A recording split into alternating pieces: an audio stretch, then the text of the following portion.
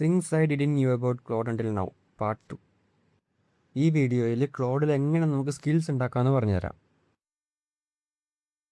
ആദ്യം സെറ്റിങ്സിലേക്ക് പോകുക.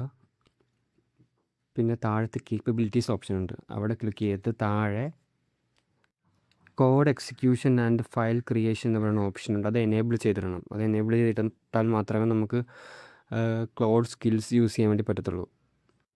പിന്നെ താഴേക്ക് സ്ക്രോൾ ചെയ്യുമ്പോഴേക്കും നമുക്ക് സ്കിൽസ് എന്ന് പറയുന്നൊരു ഓപ്ഷൻ കാണാം. അവിടെ താഴത്ത് കസ്റ്റമൈസ് എന്ന് പറയുന്ന ഓപ്ഷൻ അവിടെ ക്ലിക്ക് ചെയ്യുക. ക്ലിക്ക് ചെയ്യുമ്പോഴേക്കും നമുക്ക് സൈഡിലായിട്ട് നമ്മുടെ കയ്യിലുള്ള സ്കിൽസ് ഏതൊക്കെയാണെന്ന് നമുക്ക് കാണാൻ പറ്റും. ഇപ്പോൾ സ്കിൽ ക്രിയേറ്റർ എന്ന് പറയുന്നൊരു സ്കില്ല് മാത്രമേ ഉള്ളൂ. എന്നിട്ട് അവിടെ മേളിൽ പ്ലസ് ഐക്കണിൽ ക്ലിക്ക് ചെയ്യുമ്പോഴേക്കും നമുക്ക് രണ്ട് ഓപ്ഷൻ കാണാം, ബ്രൗസ് സ്കിൽസും ക്രിയേറ്റ് സ്കിൽസും. അതിലിപ്പോൾ ആദ്യം ബ്രൗസ് സ്കിൽസ് നമുക്ക് നോക്കാം. ബ്രൗസ് സ്കിൽസിൽ ആന്ത്രോപ്പിക് ഒഫീഷ്യലായിട്ട് റിലീസ് ചെയ്തിട്ടുള്ള സ്കിൽസ് നമുക്ക് കാണാൻ വേണ്ടി പറ്റും. നമുക്കിതിൽ നിന്ന് ഏതെങ്കിലും സ്കിൽസ് വേണമെങ്കിൽ നമുക്കവിടെ പ്ലസ് ഐക്കണിൽ ക്ലിക്ക് ചെയ്യുവാണെങ്കിൽ നമുക്ക് ഡൗൺലോഡ് ചെയ്ത് യൂസ് ചെയ്യാം. ഇനി അടുത്ത ഓപ്ഷൻ നോക്കാം. അവിടെ ക്രിയേറ്റ് സ്കിൽസിൽ ക്ലിക്ക് ചെയ്യുമ്പോഴേക്കും നമുക്ക് വീണ്ടും 3 ഓപ്ഷൻസ് കാണാം. ആദ്യം നമുക്ക് റൈറ്റ് സ്കിൽ ഇൻസ്ട്രക്ഷൻസ് എന്ന് പറയുന്ന ഓപ്ഷൻ നോക്കാം. അവിടെ ക്ലിക്ക് ചെയ്യുമ്പോഴേക്കും നമുക്ക് skill name, description and instructions, നമുക്ക് വേണ്ട സ്കില്ലിൻ്റെ പേര്, ഡിസ്ക്രിപ്ഷൻ, ഇൻസ്ട്രക്ഷൻസ് കൊടുത്തിട്ട് ക്രിയേറ്റ് കൊടുക്കുമ്പോഴേക്കും നമുക്ക് സ്കിൽസ് ഉണ്ടാക്കാം. അത് കഴിഞ്ഞ് ബാക്കിയുള്ള ഓപ്ഷൻസാണ് ക്രിയേറ്റ് വിത്ത് ക്ലോഡും അപ്ലോഡ് സ്കില്ലും. നമുക്ക് ക്രിയേറ്റ് വിത്ത് ക്ലോഡ് നോക്കാം. ക്രിയേറ്റ് വിത്ത് ക്ലോഡ് ചെയ്യുമ്പോഴേക്കും നമുക്ക് ഡിഫോൾട്ടായിട്ടൊരു പ്രോംപ്റ്റ് അവിടെ കാണിക്കും. ആ ഒരു പ്രോംപ്റ്റ് വെച്ചിട്ടാണ് സ്കിൽ ക്രിയേറ്റർ എന്ന് പറയുന്ന ആ ഒരു ഫീച്ചർ ആക്ടിവേറ്റ് ചെയ്യുന്നത്.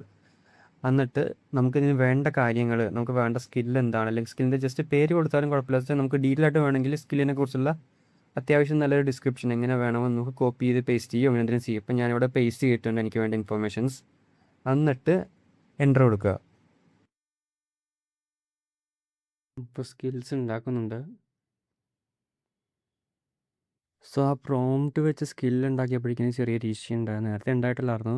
അതുകൊണ്ട് ഞാൻ വേറെ രീതിയിൽ ഉണ്ടാക്കാൻ വേണ്ടി പോവുകയാണ്. അപ്പോൾ അതിനുവേണ്ടി അവിടെ മുകളിൽ /സ്കിൽ ക്രിയേറ്റർ എന്ന് ടൈപ്പ് ചെയ്തിട്ട് നമുക്ക് വേണ്ട ടെക്സ്റ്റ് പേസ്റ്റ് ചെയ്താൽ മതി.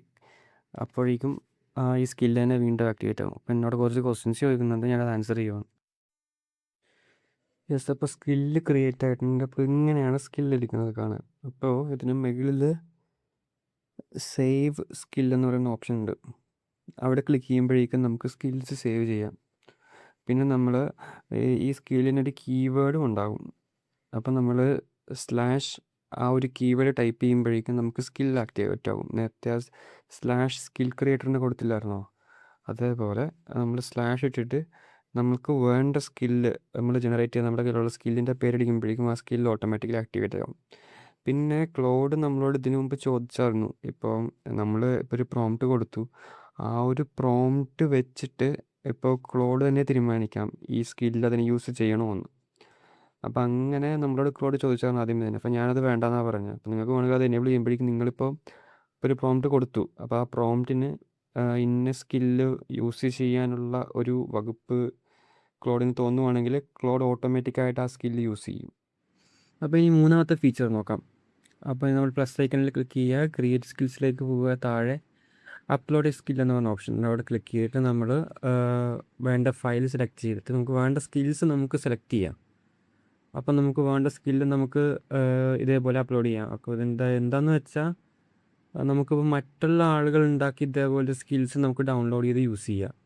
ഇപ്പോൾ കണ്ടോ, ഇപ്പോൾ അവിടെ ക്ലിക്ക് ചെയ്തപ്പോഴേക്കും അവിടെ മേളിൽ ആർമി എന്ന് പറഞ്ഞ സ്കില്ല് വന്നു.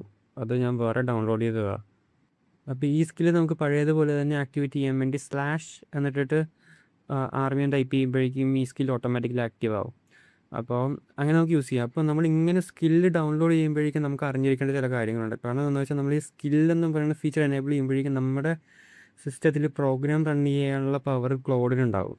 അപ്പോൾ നമ്മൾ തന്നെ ഉണ്ടാക്കുന്ന സ്കിൽസ് യൂസ് ചെയ്താൽ കുഴപ്പമില്ല. പക്ഷെ നമ്മൾ പുറത്തുനിന്ന് ഡൗൺലോഡ് ചെയ്യുമ്പോഴേക്കും ഈ സ്കിൽസിൽ ചിലപ്പോൾ എന്തെങ്കിലും മാൽവെയറോ അല്ലെങ്കിൽ എന്തെങ്കിലും വേണ്ടാത്ത കോഡോ അങ്ങനെ എന്തെങ്കിലും ഉണ്ടെങ്കിൽ നമ്മുടെ ഡേറ്റാസ് പോകാൻ ചാൻസ് ഉണ്ട്. സോ അതുകൊണ്ട് നമ്മൾ ട്രസ്റ്റബിൾ സോഴ്സിൽ നിന്ന് മാത്രം ഡൗൺലോഡ് ചെയ്ത് യൂസ് ചെയ്യുക, അല്ലെങ്കിൽ നമ്മൾ തന്നെ ഉണ്ടാക്കി യൂസ് ചെയ്യുക, അല്ലെങ്കിൽ ആന്ത്രോപ്പിക് ഒഫീഷ്യലായിട്ട് ഇറക്കിയ സ്കിൽസ് യൂസ് ചെയ്യുക.